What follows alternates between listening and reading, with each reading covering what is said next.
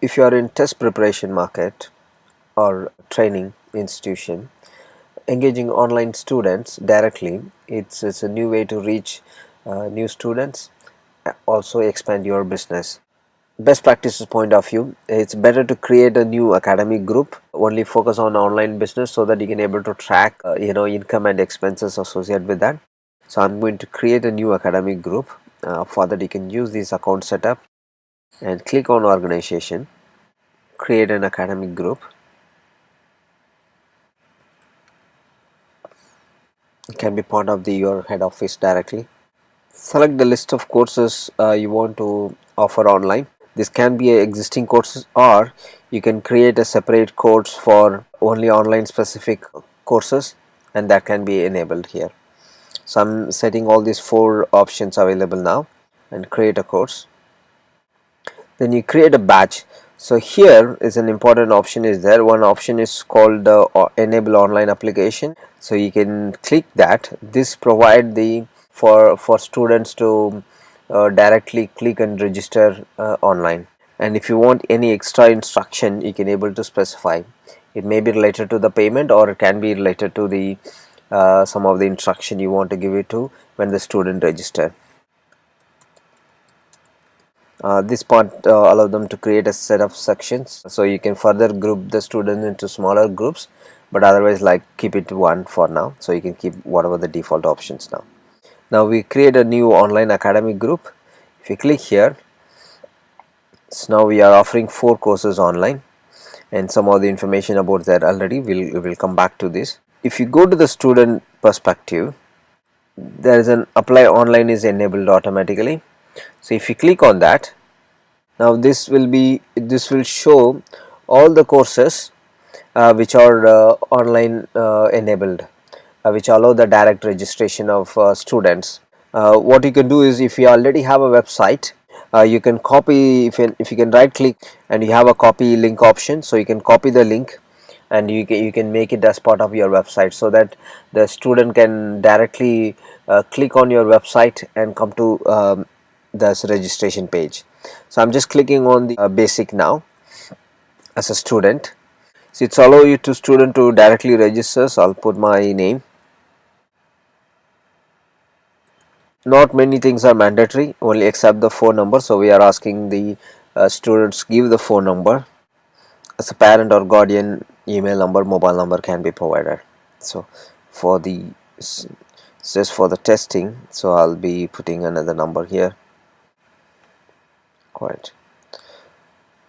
Here's a security code they need to enter, but this just to avoid some random people registering.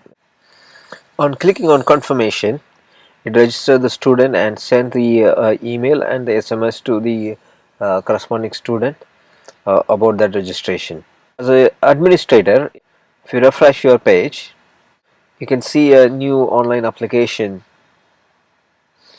found for this particular group. So click on that, on the applications. It will show you the person who is registered and his contact details and the course he has opted for. So now you can do a further follow-up on the student by clicking on the follow-up, where you can able to send additional messages. I'll just show you that. You can send an SMS or you can email it. So when you do an SMS, so it will show you all the list of emails or the associated with that. You can send them SMS, or you can do send an email to the student, and you can also do a call log. Suppose in case if you are having an offline call or you talk to them over the phone, you can just track that follow-up details as well. The other option is when you click on instead of follow-up, if you click on open, it will show you option where you can able to do admit the student. So I'm going to select that admit student option. It will ask which section it has to be. Right now it is only one section by default, and also we have one extra option called enable demo access.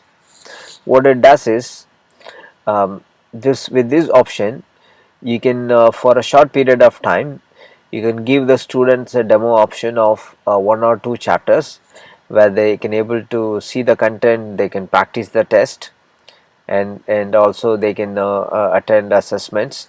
If you uncheck, it will provide a full access to the online students. So basically you need to decide whether to give online demo access or full access. So I'll give you a demo access now, then I'll show you how this whole demo thing work. Now click on the confirmation. Once you create a once you confirm the student, it will show you all the list of fees which are applicable for the student, so we can select an appropriate fee. Also you can do a discount, so I'm going to leave that for another discussion. So now we have the student has applied, then we have approved his admission, so the students are created. Now I'm going to log in as a student. When the student log in for the first time, it will ask them to reset the password, so I'm going to reset it. So now when the student log in, now you can able to see four major elements. One is about the previous summary and the previous exams test results, and learning about going through the contents and see the videos. And practices is about the question bank and take some practice test on chapter level. And final is the assessment, which are the tests which are prepared and they can take an online test. So I'll go to the content. So it will ask the user to select a chapter. I select a chapter. So right now these chapters are not activated for the student. This student is you have given only the demo access, so he can't see the chapter unless you authorize them. So I'll show you how you do that. So you go back to your administrator screen and go to the curriculum development. If you go to chapters and content, select the course where you want to set this restriction and select the chapters. You can edit this chapter and give for example, like you want to give access only to the chapter 1, that is a description, so you do for enable demo access. And also within the lesson 1, click on chapter 1 and do a demo access enable. So if you are a student, click on the chapter next time. So now you can see this the chapter lesson 1 and lesson 2 is activated since we have enabled the demo access. So the demo users can access only the chapter 1 and not the chapter 2 and chapter 3. The same applicable for the online test and the exams as well. So I'll just show that as well.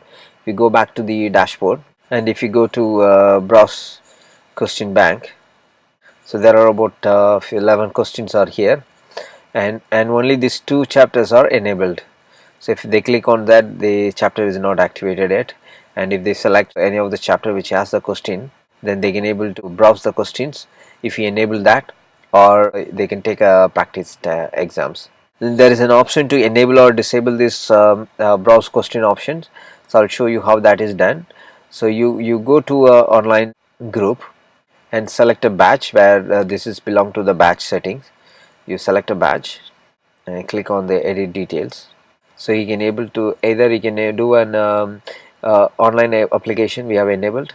So here instead of browse questions, or you can do enable self-assessment.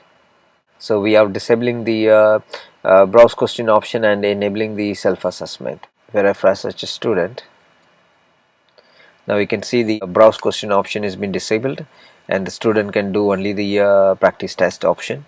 So this way you can able to control complete online education, where you can upload this content and the test question.